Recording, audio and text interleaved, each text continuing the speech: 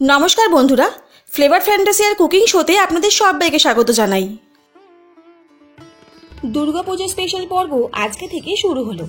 आमार आजकेर recipe hello chital माछेर Kaliya. जे कोनो अकेशन बा अनुष्ठान बाड़ीते चितल माछेर कालिया होले आमार तो मने हय मांसও লাগে না, কারণ চিতল মাছের একটা আলাদাই ঐতিহ্য আছে। তাই তো কোনো রেস্টুরেন্টে চিতল মাছের এক পিসই বেশ চড়া দামে বিক্রি হয়। তাহলে চলুন রেস্টুরেন্টের স্বাদে বা অনুষ্ঠান বাড়ির স্বাদে আজকে চিতল মাছের কালিয়া রেসিপি করে দেখাবো, যেটা একবার খেলে স্বাদ ভুলবেন না, কথা দিলাম। বাজার থেকে 7 থেকে 8 কেজি ওজনে চিতল মাছ থেকে আমি এখানে কাটিয়ে নিয়ে এসেছি 1 কেজি 200 মতন। আমি এখানে চিতল মাছের পেটি নিয়ে এসেছি, কারণ আমি চিতল মাছের কালিয়া রান্না করব। চিতল মাছের সাইজটা দেখে বুঝতেই পারছেন চিতল মাছটি কতটা বড় ছিল। চিতল মাছটাকে পরিষ্কার করে ধুয়ে আমি চিতল মাছটাকে নুন আর হলুদ মাখিয়ে রেখেছি প্রায় 10 মিনিটের মতন। এবারে কড়াইতে পরিমাণ মতন সরষের তেল দিয়ে দিলাম। সরষের তেলটা খুব ভালো করে গরম হলে গ্যাসের ফ্লেম লো করে চিতল মাছের পিসগুলো তেলের মধ্যে ছেড়ে দিতে হবে। আমি এই পুরো রান্নাটা সরষের তেলেই করব, কারণ যে কোনো অনুষ্ঠান বাড়ির রান্না বা যে কোনো হেরিটেজ রান্নাতে সরষের তেল ব্যবহার করলে সরষের তেলের ঝাঁঝালো গন্ধতে স্বাদটাই যেন দুর্দান্ত আসে। চিতল মাছের পেটিগুলোর এক সাইড ভাজা হয়ে গেলে অপর সাইড উল্টে দিতে হবে। তবে একটা কথা বলে রাখি, চিতল মাছ কিন্তু খুবই নরম হয়, আর খুবই সাবধানে চিতল মাছগুলো এপিট ওপিট করবেন।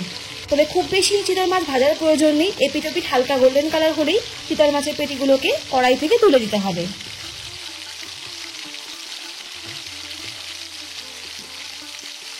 এইভাবে আমি সবকটা মাছ ভেজে নিয়েছি, আর মাছগুলো ভাজা হয়ে গেলে কড়াই থেকে তুলে নিয়েছি। দেখুন চিতল মাছের পেটিগুলো আমাদের সবকটা ভাজা হয়ে গেছে। গ্রেভির পেস্ট বানানোর জন্য একটা মিক্সিং জারে নিয়ে নিলাম 10-15টা রসুনের কোয়া, 1.5 ইঞ্চি আদার টুকরো, 3টে মিডিয়াম সাইজের পেঁয়াজের টুকরো, আর 8 থেকে 10টা কাঁচা লঙ্কা। সামান্য একটু জল দিয়ে এই সব কিছুর একটা মিহি পেস্ট তৈরি করে নিতে হবে।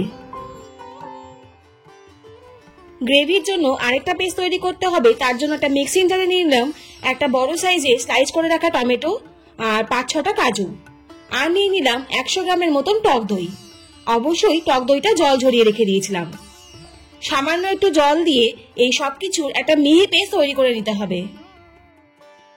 অন্যদিকে কড়াইয়ের মাছ ভাজা তেলের মধ্যে দিয়ে দিলাম 1 টিস্পুন জিরে, 2টো শুকনো লঙ্কা এবং একটা তেজপাতা।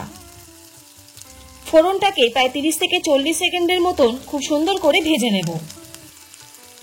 ফোড়নটা ভাজা হয়ে গেলে আর ফোড়ন থেকে সুন্দর একটা গন্ধ বেরোলে এর মধ্যে প্রথমে দিয়ে দেব আদা, রসুন, পেঁয়াজ, কাঁচা লঙ্কা পেস্টটা দিয়ে তেলের মধ্যে প্রায় 4 থেকে 5 মিনিটের মতন গ্যাসের ফ্লেম মিডিয়াম রেখে কষিয়ে নিতে হবে। মশলাটা 2 থেকে 3 মিনিট নাড়াচাড়া করার পর এর মধ্যে প্রথমে দিয়ে দেব হাফ টিস্পুন হলুদ গুঁড়ো, 1 টিস্পুন ধনে গুঁড়ো, 1 টেবিল স্পুন লঙ্কার গুঁড়ো আর স্বাদ মতন লবণ।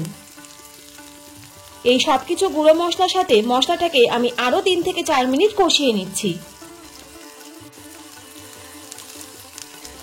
গ্যাসের ফ্লেম লো টু মিডিয়াম রেখে মশলাটাকে যতটা কষাবেন ঠিক ততটাই এর স্বাদ এনহ্যান্স করবে।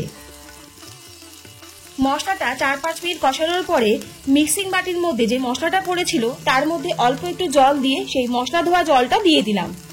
এই মশলা ধোয়া জলটা দিয়ে মশলাটাকে আমি আরো 4-5 মিনিট কষিয়ে নেব। এই মশলা ধোয়া জলটা দেওয়ার একটাই কারণ, যাতে মশলাটা কড়াইয়ের মধ্যে নিচ থেকে লেগে না যায়। দেখুন মশলাটা খুব ভালো করে কষানো হয়ে গেছে। এবারে এর মধ্যে টমেটোর পেস্টটা দিয়ে দেব, যেটা টমেটো, কাজু এবং দই দিয়ে বানিয়েছিলাম। দই আর টমেটো আর কাজুর পেস্টটা দিয়ে মশলাটাকে আমি আরো 3 থেকে 4 মিনিট কষিয়ে নিচ্ছি। অবশ্যই গ্যাসের ফ্লেম লো টু মিডিয়াম রাখবেন।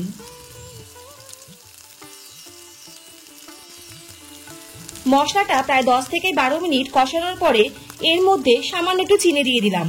চিনিটা অবশ্যই অপশনাল, যদি আপনারা এই টেস্টের ব্যালেন্স রাখতে চান তাহলে সামান্য একটু চিনি দিতে পারেন। চিনিটা দেওয়ার পর মশলা থেকে আমি আরো কিছুক্ষণ কষিয়ে নিচ্ছি।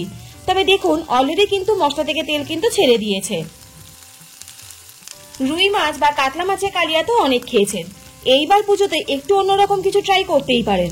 তাই এইবার পুজোতে চিতল মাছ নিয়ে এসে অবশ্যই এই রেসিপিটা ট্রাই করে দেখবেন। মশলাটা খুব ভালো করে কষানো হয়ে গেছে আর মশলা থেকে তেলটাও ছেড়ে দিয়েছে। এই পর্যায়ে গ্রেভির পরিমাণ মতন জল দিয়ে দিলাম। আমি এখানে প্রায় 1.5 কাপের মতন জল ইউজ করেছি। গ্রেভির জলটা অবশ্যই আপনাদের পছন্দ মতন দিয়ে দেবেন।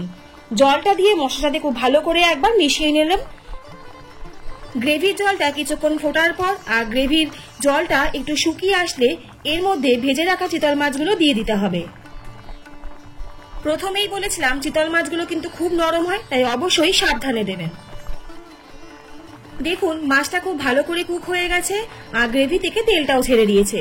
এই পর্যায়ে এর মধ্যে আমি 1 টেবিল স্পুন গরম মশলার গুঁড়ো আর 1 টেবিল স্পুন ঘি অ্যাড করে দিলাম। তাহলে আমাদের আজকের রেসিপি একদম রেডি, শুধুমাত্র গরম গরম ভাতের সাথে পরিবেশনের অপেক্ষা। আজকের রেসিপিটা আপনাদের কেমন লাগলো অবশ্যই কিন্তু কমেন্ট করে জানাবেন। আর যদি ভালো লাগে তাহলে চ্যানেলটা please like, share and subscribe করতে ভুলবেন না। আর পাশে থাকা বেল আইকনটা অবশ্যই প্রেস করে দেবেন যাতে এরকম নিত্য নতুন রেসিপি আপনাদের কাছে সবার প্রথম চলে যায়। সবাই সুস্থ থাকুন, ভালো থাকুন, অনেক ধন্যবাদ।